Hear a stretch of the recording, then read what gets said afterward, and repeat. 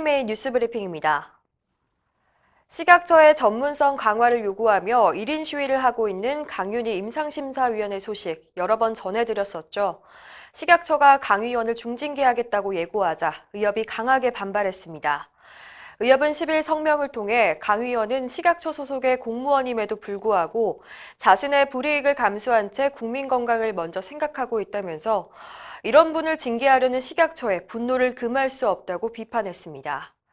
또 식약처는 발사르탄 사태와 인보사 사태, 엘러간사의 인공유방 보형물 사태 등에서 국민에게 불신을 안겨줬다면서 강 위원의 제안을 받아들여 국민의 불안감을 해소하라고 강조했습니다.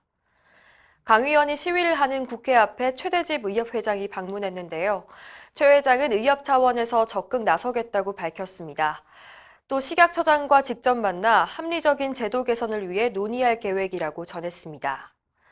한편 강 위원은 청와대 홈페이지에 식약처의 의약품 관리 부실 실태를 지적하는 국민 청원을 냈습니다.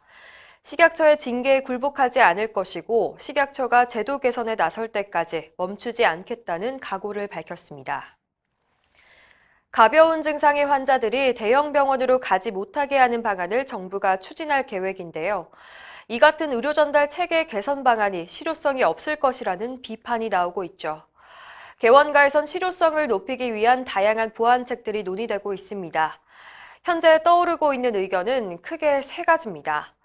우선 1차 의료기관에 온 환자가 상급 종합병원으로 가길 원할 때 진료 의뢰서 발급 비용을 높게 책정하는 방안입니다.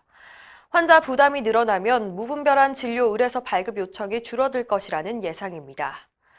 두 번째는 경증 환자가 상급 종합병원 응급실에 들어올 경우 진료비를 전액 비급여로 내도록 하는 방법입니다. 마지막으로는 상급 종합병원의 가정의학과를 폐지하는 방안입니다. 경증 환자가 가정의학과를 거쳐서 다른 전문과 진료를 받거나 입원하는 우회 통로를 차단하자는 겁니다. 이런 아이디어들이 얼마나 정부와 국민의 동의를 얻을지는 현재로선 미지수인데요. 의협은 산하단체를 대상으로 의료 전달 체계 개편안에 대한 의견을 수렴해 공식 입장을 발표할 예정입니다.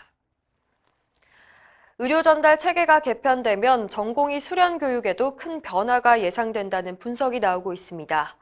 상급 종합병원이 중증 질환자 중심으로 개편될 경우 전공의들이 경증 질환에 대한 수련 기회가 줄어들 수밖에 없기 때문입니다. 전체 전공의 중에서 상급 종합병원에 취업하는 비율은 매우 적고 대부분 개원하거나 중소병원 봉지기로 진출하게 되는데요. 경증 질환 경험이 부족한 상태에서 제대로 진료를 보기 힘들 수 있다는 의미입니다. 박지연 대한전공의협의 회장은 정부의 의료 전달 체계 개선 방안에 전공의 수련 교육 문제가 빠져 있다면서 앞으로 전공의들의 진료 기능은 더 위축될 수밖에 없다고 지적했습니다.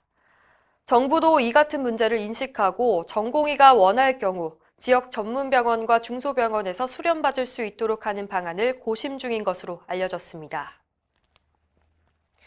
얼마 전 태풍 링링이 수도권을 강타했는데요. 의료기관들도 많은 피해를 봤다고 합니다. 특히 인천 강화군에선 대규모 정전이 발생해 피해가 더욱 컸던 것으로 드러났습니다. 청년의사 보도에 따르면 강화군 내 의료기관에서는 정전 때문에 백신을 보관하는 냉장고가 가동을 멈췄습니다. 의사들은 급하게 아이스박스에 백신을 옮겼는데요. 미처 옮기지 못한 백신은 폐기할 수밖에 없었습니다. 인터넷도 끊겨서 정상적으로 진료하지 못한 의료기관이 많았습니다.